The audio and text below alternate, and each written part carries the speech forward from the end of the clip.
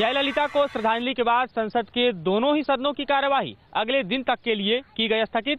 केंद्र सरकार ने की एक दिन की राष्ट्रीय शोक की घोषणा। कार्यवाही स्थगित होने से पहले सांसदों ने 1 मिनट का मौन रखकर जयललिता की आत्मा की शांति के लिए प्रार्थना की। जयललिता की मौत से राजनीतिक गलियारों में शोक की लहर है। राष्ट्रपति प्रणब मुखर्जी, पीएम मोदी समेत देश के सभी नेताओं ने जयललिता के निधन पर दुख जताया है। सदन की कार्यवाही स्थगित होने के बाद नेताओं ने चेन्नई की ओर रुख किया। प्रधानमंत्री नरेंद्र मोदी ने राजाजी हॉल पहुंचकर तमिलनाडु की मुख्यमंत्री जयललिता को श्रद्धांजलि दी। तो वहीं कांग्रेस उपाध्यक्ष राहुल गांधी ने भी राजाजी हॉल पहुंचकर जयललिता को श्रद्धांजलि दी। राष्ट्रपति प्रणब मुखर्जी भी राजाजी हॉल पहुंचे और उन्होंने भी जयललिता को श्रद्धांजलि अर्पित की। इससे पहले राष्ट्रपति का विमान तकनीकी खराबी के कारण वापस दिल्ली लौट आया था। फिर वे दूसरे विमान से चेन्नई रवाना हुए थे। जयललिता की मौत ने न सिर्फ तमिलनाडु बल्कि समूचे देश की राजनीति में एक बड़ा खालीपन छोड़ा है, जिसे नेताओं के शब्दों में कहें तो भर पाना बेहद मुश्किल होगा। वीडियो सुभाष चंद्र के साथ मौजेंद्र कुमार, न्यूज नेशन, दिल्ली। जयललिता के अंतिम दर्शन के लिए उमड़ा जनसैलाब। पुलिस को कानून व्यवस्था बनाए रखने के लिए करनी पड़ी कड़ी मशक्कत। ये तस्वीरें हैं चेन्नई के राजाजी हॉल की, जहां पर जयललिता के पार्थिव शरीर को अंतिम दर्शन के लिए रखा गया था। मंगलवार सुबह जैसे ही पॉइस गार्डन से जयललिता के पार्थिव शरीर को राजाजी हॉल में लाया गया तो चेन्नई की सड़कों पर अम्मा की एक झलक पाने के लिए लोगों का जनसैलाब उमड़ा। किसी की आंखें नम थी तो कोई चिल्ला चिल्ला कर अपने दुख का इजहार कर रहा था। एक समय पर पुलिस को अंतिम दर्शन करने आए लोगों पर लाठियां भी चलानी पड़ी, जब लोगों ने अम्मा की आखिरी झलक पाने के लिए पुलिस के बैरिकेड को तोड़ने की कोशिश की। अम्मा भले ही अब इस दुनिया में ना हो, लेकिन उनके नाम और काम को लोग हमेशा याद रखेंगे। वीडियो जर्नलिस्ट मधु के साथ यासर मुश्ताक, न्यूज नेशन, चेन्नई। जयललिता के निधन के बाद बॉलीवुड के कई सीनियर एक्टर्स ने गहरा शोक जताया। उन्हें एक कामयाब नायिका के साथ महान नेता बताया। जयललिता के निधन के बाद बॉलीवुड के वो बड़े कलाकार बेहद दुखी हैं जिन्होंने जयललिता को करीब से जाना है। धर्मेंद्र के जहन में आज भी हिंदी फिल्म इज्जत की शूटिंग की यादें ताजा है। और करीब 1.5 महीना हम लोग वहाँ रहे कुल्लू मनाली में, तो हर लम्हा एक खूबसूरत लम्हा था। वो यादें गुजरने के बाद एक फिल्म की तरह आंखों के सामने घूम गई मेरे। तो वहीं शॉटगन शत्रुघ्न सिन्हा और रजा मुराद ने भी जयललिता के निधन पर गहरा शोक जताया है।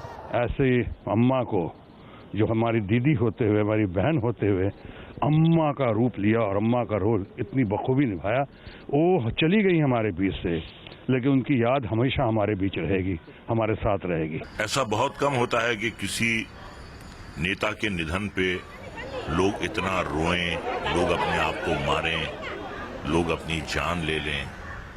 एक जज्बाती रिश्ता था उनका, एक मोहब्बत वाला रिश्ता था। शत्रुघ्न सिन्हा ने बताया कि जयललिता सियासत में आने के बाद जितनी पावरफुल और पॉपुलर थी, उतनी ही वो पोलाइट और दयालु भी थी। वीडियो जर्नलिस्ट सुरेंद्र जाधव के साथ पंकज मिश्रा, न्यूज नेशन, मुंबई। तमिलनाडु की मुख्यमंत्री जयललिता अब इस दुनिया में नहीं है तो उनकी कुछ यादें जो हर जगह दिखाई देती है। इस समय हम दिल्ली में हैं, दिल्ली की एक केडी कॉलोनी, जहां पे उनको श्रद्धांजलि दी गई है। जयललिता यानी अम्मा 1948 से 2016 तक जी बिंदास होकर के, हर इंसान की आवाज थी वो, और केवल तमिलनाडु में ही नहीं, पूरे भारत में एक ऐसा नेता जो गुजर गया, लेकिन उसकी आवाज और उसकी पहचान जिंदगी भर कायम रहेगी। अम्मा रहना चाहिए।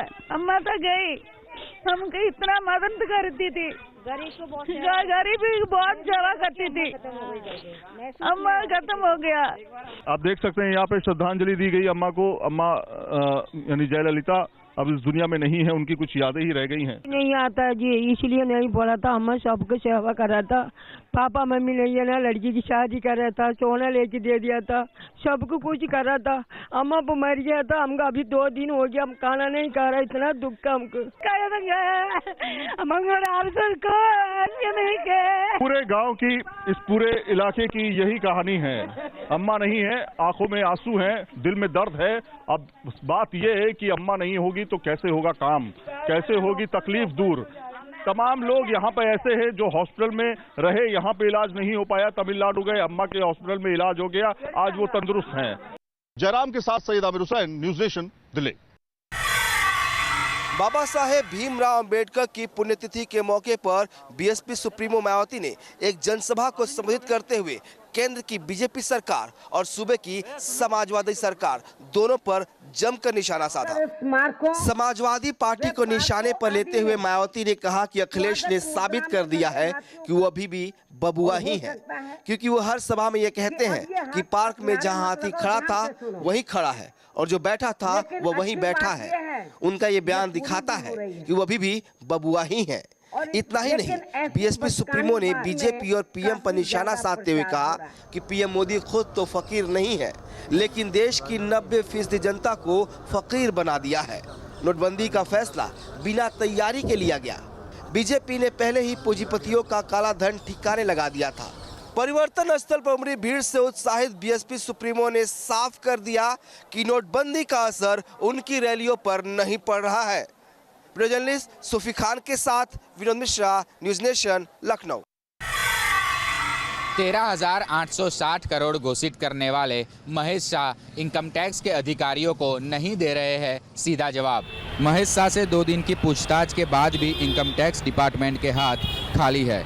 इनकम टैक्स के जांच अधिकारी को उम्मीद थी कि महेश शाह उन लोगों के नाम देंगे जिनके 13,860 करोड़ रुपए है, लेकिन आईटी की माने तो महेश शाह अब जांच में सहयोग नहीं दे रहे हैं। गौरतलब है कि महेश शाह पर राजकोट में धोखाधड़ी का मामला दर्ज हुआ था। महेश शाह ने आईटी विभाग से 2 दिन की मोहलत मांगी है। अब आईटी को उम्मीद है कि 2 दिन के बाद होने वाली पूछताछ में महेश शाह सहयोग करेंगे। अहमदाबाद से हेतल खत्री के साथ Purav Patel, news nation. BJP की परिवर्तन यात्रा को इलाहाबाद में मिला जबरदस्त समर्थन। सड़कों पर दिखी भारी भीड़ और गाड़ियों का लंबा काफिला। बीजेपी की परिवर्तन यात्रा को हर जिले में लोगों का भरपूर समर्थन मिल रहा है। इलाहाबाद में भी जैसे ही परिवर्तन यात्रा पहुंची, यात्रा का जबरदस्त स्वागत किया गया। सड़कों पर भारी भीड़ नजर आई तो साथ ही काफी दूर तक गाड़ियों का काफिला भी चलता रहा। नेताओं को फूल मालाओं से लाद दिया गया। समर्थकों के हाथों में बैनर पोस्टर थे। स्थानीय नेता के साथ पीएम मोदी का चेहरा नजर आया। बीजेपी की परिवर्तन यात्रा इलाहाबाद के बाद कौशाम्बी के लिए रवाना हो गई। वीडियो जर्नलिस्ट राकेश रावत के साथ सूरज अरोड़ा, न्यूज नेशन। अगले 48 घंटे कुहासे और ठंड से रहे सावधान। बिहार में मौसम विभाग ने चेतावनी दी है। पटना के जिलाधिकारी ने नोटिस जारी कर सभी स्कूल को 9 बजे के बाद शुरू करने का आदेश दिया है। कोहरे ने जीना मुहाल किया है। स्थिति इस वक्त ऐसी है कि पटना के जिलाधिकारी ने नोटिस जारी किया है। कल से सभी स्कूल 9 बजे के बाद शुरू होंगे। सुबह के वक्त बच्चों के स्कूल जाने में हो रही परेशानी और खासकर स्कूल वैन के सुरक्षित परिचालन देखते हुए जिलाधिकारी ने निर्णय लिया है। इधर मौसम विभाग ने भी ये बता दिया है कि अगले 48 घंटे में इस कुहासे से कोई राहत नहीं मिलने वाली और ठंड अभी और बढ़ेगी। कोहरे घने होंगे और इससे एहतियातन सभी को सावधानी बरत लेनी चाहिए। इस कुहासे का असर ट्रेन और वायुयान के परिचालन पर भी पूरी तरह से पड़ा है। ज़रूरत इस बात की है कि 48 घंटे लोग सोचकर यात्रा करें और हर दिन के अपने दिनचर्या में थोड़ा परिवर्तन भी ले आएं। वीर सतेंद्र के साथ Rajnish Sinha, News Nation, Patna. Greater Noida के जैतपुर गांव में बदमाशों ने एक परिवार को सोते समय जलाने की कोशिश की। पूरी घटना सीसीटीवी में कैद हुई। जैतपुर गांव में एक घर उस वक्त धू-धू कर जलने लगा जब घर के सभी लोग सो रहे थे, लेकिन जैसे ही आग पूरे घर में फैली, घर के लोग जाग गए और बदमाशों के मंसूबों पर पानी फिर गया, क्योंकि बदमाशों ने इस परिवार को जिंदा जलाने के इरादे से आग लगाई थी। पूरी वारदात सीसीटीवी फुटेज में कैद हो गई। नकाबपोश बदमाशों ने सबसे पहले घर की रेकी की थी। उसके बाद पेट्रोल छिड़क कर घर के भीतर सो रहे लोगों को आग के हवाले कर दिया, जिसके बाद कोहराम मच गया।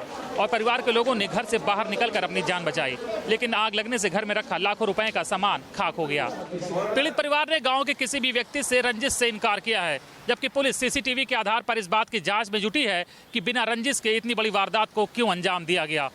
वीडियो जर्नलिस्ट ज्ञान मिश्रा के साथ अनिल यादव, न्यूज नेशन। आस्था के नाम पर अपनी जान से खिलवाड़ करने का मामला कई बार सामने आया है और इस बार मध्य प्रदेश के बैतूल से भी कुछ ऐसी ही तस्वीरें आई हैं। कांटों पर नंगे बदन लौटते हुए लहूलुहान इन लोगों की ये तस्वीरें बैतूल के आठनेर इलाके की हैं।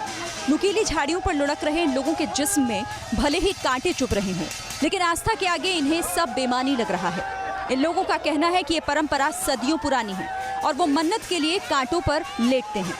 4 साल कांटों पर लेटने के बाद 5वें साल वो लोग मन्नत मांगते हैं और मन्नत पूरी होने पर भूत प्रेत जैसी बाधाओं से छुटकारा मिल जाता है। कांटों पर लौटने का ये उत्सव 5 दिन तक चलता है।